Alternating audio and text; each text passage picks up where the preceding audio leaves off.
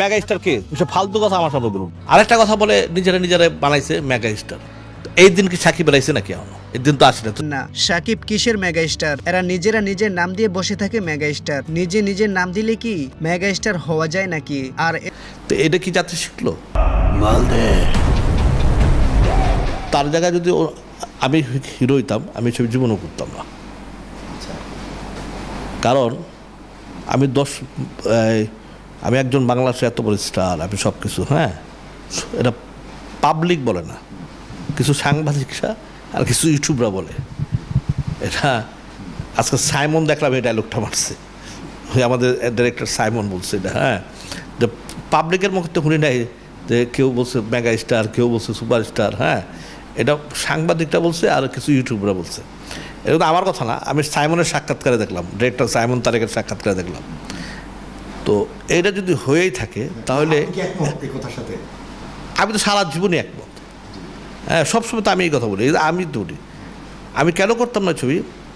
আমি যেভাবে কোকেন টানা দেখাইছি, যেভাবে আমি কোবা দেখাইছি, যেভাবে আমি পুলিশগুলোর ব্রাশ ফায়ার করে মারছি, যেভাবে আমি রেপ দেখাইছি, এই গল্প সেন্সার হয় কীভাবে? প্রশ্ন তো আমার এই জায়গাটাই, এই গল্প সেন্সার হয় কীভাবে? আর জাতি শিখলো কি? জাতি শিখলো কি? আমরা রাজ্জাক সাহেব থেকে, আলমগীর সাহেব থেকে, ফারুক সাহেব থেকে, সোহেল রানা সাহেব, রুবেল ভাই, কাঞ্চন ভাইয়ের থেকে, বড় বড় যারা, তারা আমাদেরকে শিখাইছে কি? আর এখন আমরা শিখতেছি কি? ওই টিকটকে দেখি মদের বোতল নেয়া বলতে জিল্লু মদ দেখ মেয়ে, এটা কি জাতির জন্য ভালো? টিকটকে একটা মদের বোতল নেওয়া বলতে জিল্লু মদ দে, হ্যাঁ, মাল দে, তারপর অশ্লীল তো আসি, আরও অনেক কিছু টিকটক অশ্লীল দেখছে এগুলা। তো এটা কি জাতি শিখলো? তার মানে যে বরবাদ চলচ্চিত্র মাধ্যমে জাতিকে আসলে খারাপ কিছু শিক্ষা দিচ্ছে সাকিব খান। আমি তো 100% এটা আমি কেন, ওটা প্রত্যেকটা যারা সচেতন মানুষ, যারা সচেতন, যারা ফ্যামিলি এবং যারা সমাজের সাথে যারা চলে, তারা সবাই বলবে এই কথা। আমি শিখাইতেছি কি? মেসেজটা দিলাম কি জাতিকে? এটা অনেক বড় একটা ব্যাপার। সাকিব খান একজন সুপারস্টার বাংলাদেশের। আচ্ছা, আবারও সুপারস্টার আমিও বললাম, এটা আসলে আমি না, দর্শকরাও আসলে হল থেকে ছবি দেখার সময় বলে সাকিব খানকে সুপারস্টার, এটা আমরা সাংবাদিকরাও জানি। তো যাই হোক, আমি যেটা বলতে চাইছিলাম যে সাকিব খানকে এই বিষয়ে আপনার কোনো পরামর্শ আছে কিনা, যে জাতিকে শিক্ষা দেওয়ার জন্য কোন ধরনের ছবি করে? সালমান শাহ মেগা স্টার বলে নাই নিজেরে, আর কাঞ্চন ভাই মেগা স্টার বলে নাই, অথচ কাঞ্চন ভাইয়ের বাংলা ছবি সবচেয়ে সুপার হিট ছবি বেদের মেয়ে জোসনা, এর চেয়ে সুপার হিট ছবি বাংলাদেশ আর হতে পারে না। হ্যাঁ, তো সে নিজেকে মেগা স্টার সে কাঞ্চন ভাই দাবি করে নাই, কোনোদিন করে নাই। এখন ছবি চলে 1 সপ্তাহ, 2 সপ্তাহ, 3 সপ্তাহ, 4 সপ্তাহ, 1 মাস, ছবি নাইমা যায়।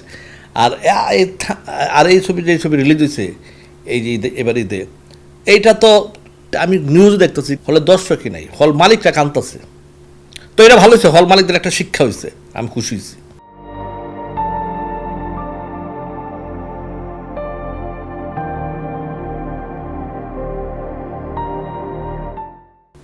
বেশি লাফায় দিতে গেছে, দর রাখাইছে, আমি খুব খুশি হয়েছি।